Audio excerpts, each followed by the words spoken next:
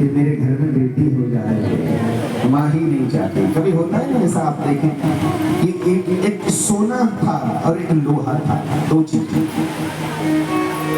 सोने के ऊपर भी प्रहार कर रहा है लोहे के हथौड़े से, स्वर्णकार सोने के ऊपर प्रहार करता है लोहे के हथौड़े से, और लोहे के ऊपर भी लोहार हथौड़े से प्रहार करता है। सोना भी पिटता है और लोहा भी पिटता है। सोना भी पिट रहा है और लोहा भी पिट रहा है, लेकिन सोना जब पिटता है ना तो आवाज नहीं करता, और लोहा जब पिटता है तो बड़ी जोर जोर से आवाज करता है। तो किसी ने लोहे से पूछा, क्यों भैया?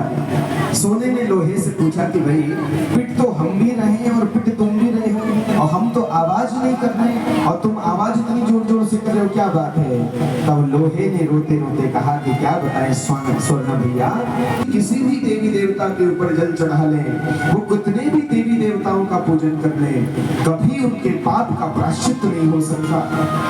जो इतनी सुंदर कन्या को मार डालते हैं, जो उस बच्ची का वध कर देते हैं, जिसने सोचा है संसार में जाऊंगी तो माँ बाबू जी कितना प्रेम मुझे करेंगे, कितना प्यार मुझे देंगे, और उसको संसार में आने से पहले उसको नोच कर डाल दिया जाता है, उसके हाथ पैरों को उखाड़ दिया जाता है, उसके जिस्म में से, उसकी देह में से जब उसके हाथ पैरों को खींचा जाता है तो उस गर्भस्थ जीव को कितना कष्ट होता होगा, आप विचार कर सकते हैं।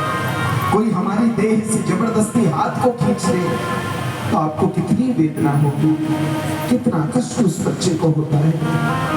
इसलिए धन्य है वो लोग जो गर्भस्थ बालक को सहर्ष स्वीकार करते हैं, ये कहकर कि जो भी हमारी पत्नी के गर्भ में है तो वो जो भी कुछ जीव है वो हमारे लिए भगवान का प्रसाद है, वो बेटी है तो भगवती जगदम्बा का प्रसाद है, वो पुत्र है तो भगवान नारायण स्वरूप है। ऐसा कहकर जो उसको सहर्ष स्वीकार कर लेते हैं तो धन्य होते हैं वो माता पिता। इसलिए ध्यान रहे, कभी भी ऐसा निकृष्ट कर्म न किया जाए।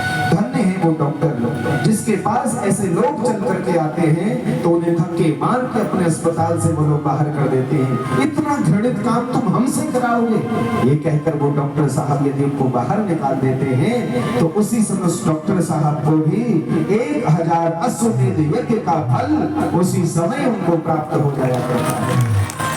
वो डॉक्टर जैसे जो निर्लोभ के होते हैं।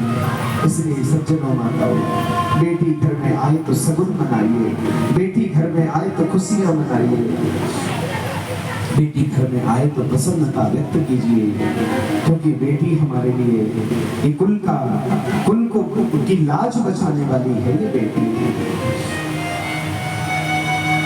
इसलिए धन्य है वो लोग जिनके घरों में बेटियों का जन्म होता है और वो प्रसन्नता पूर्वक बेटी को पालते हैं, पोसते हैं, और नहीं तो बड़ा भेद किया जाता है बेटियों के ऊपर। हमने देखा अब तो हमारे पहाड़ों में शिक्षा का भी बड़ा प्रचार प्रसार